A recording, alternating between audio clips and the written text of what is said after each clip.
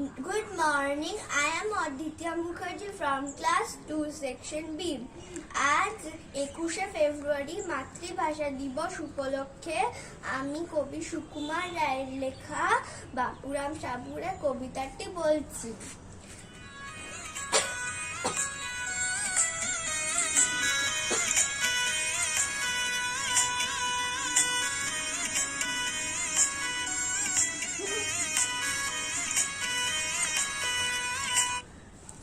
বাপুরাম সাপুরে, কোথা যাস বাপুরে?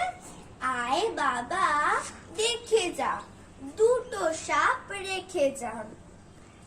যেই সাপের চোখ নেই, শিং নেই, নখ নেই, ছোটে নাকি হাঁটে না, কাউকে সে কাটে না, করে না কো ফোস ফাস, মারে না কো ঢুস ঢাস, নেই কোনো উৎপাত, খায় শুধু দুধ ভাত।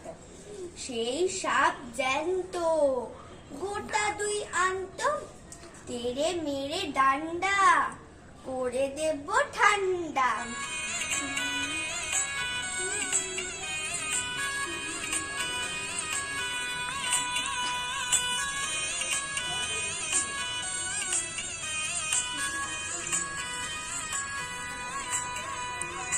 নমস্কার।